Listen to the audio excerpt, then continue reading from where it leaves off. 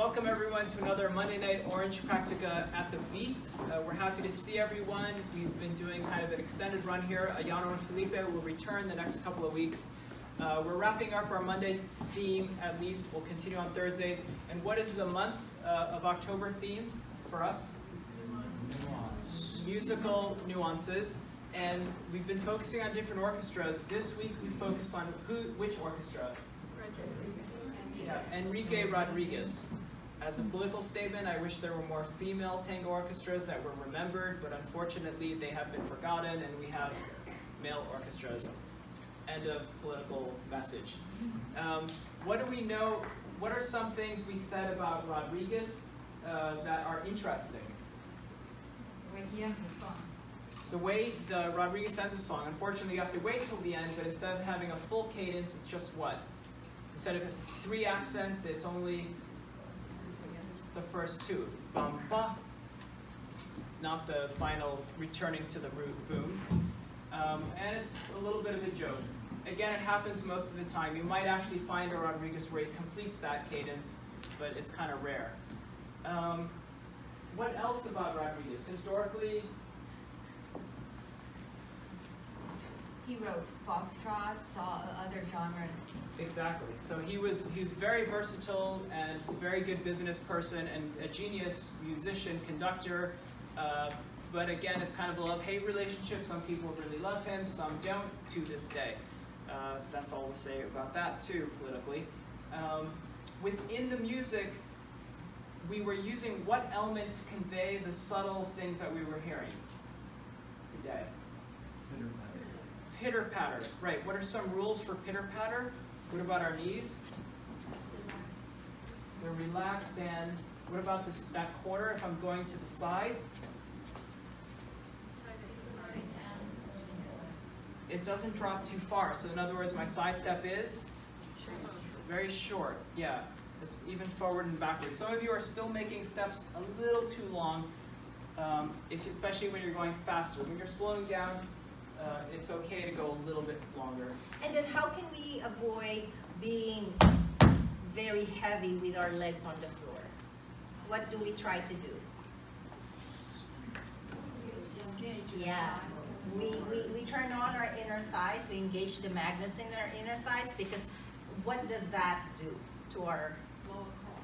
Yeah, it turns on our lower core, it creates a stronger back. So it creates a little bit of suspension, so our legs are not so heavy. Yeah. For the leader, how do we communicate the difference between walking and pitter-patter? We add a little extra compression or hug and a little bit of suspension or lift, but not off the floor. You can lift your heels if you want. May I show? So. And then how is Karina going to answer or respond with that hug and lift? Hug and push down with our shoulder blades. And then try to find a way to reconnect by either changing weight, or if you're not sure, stepping to the outside and seeing what foot your partner's on. Yeah. If your partner doesn't, if you want to accelerate, or if you'd like to enhance the experience of your partner so they really feel to do pitter-patter, what can you do, leaders?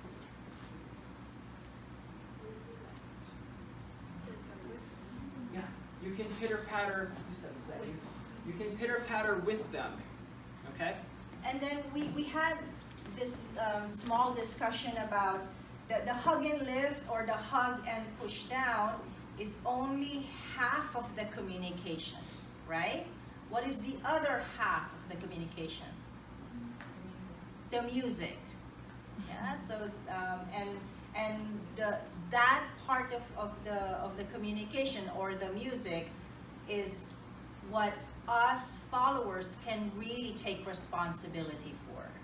Yeah. Speaking of the music, what parts of the music can we pitter-patter to? All of it. Technically, we can pitter-patter from beginning to end, which is a great resource if it's a crowded space. Yeah, you can slow it down, you can skew the steps, you can make them slightly longer to fit the slower music. A lot of times people do it for the fills and when it's really fast, like at the end for the variación. However, you can also pitter-patter to the vocals. You can pitter-patter to the melody itself, and you know, whatever. Just try it and see what your partner does. We're gonna experiment with Karina. We're gonna dance.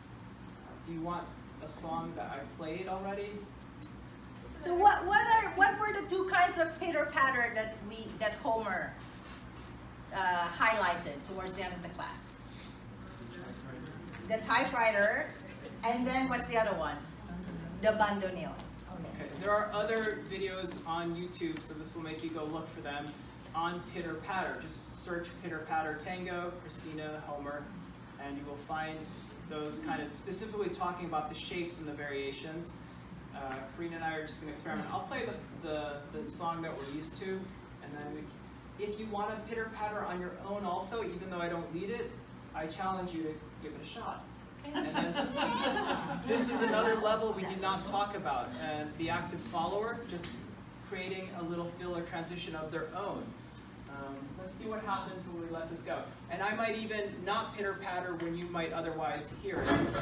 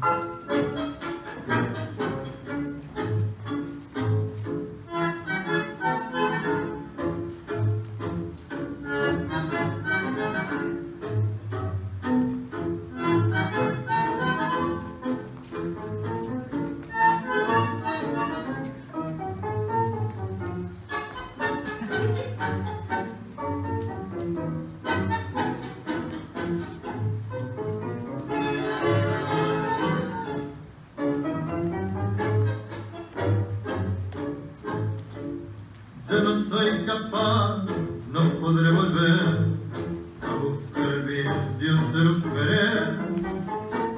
La que ayer acariciara mi soñía, hoy es todo mi pesar.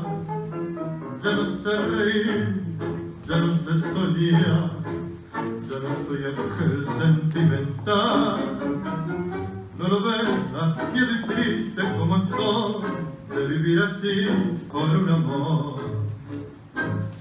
Yo no sé por qué razón cada vez te quiero más.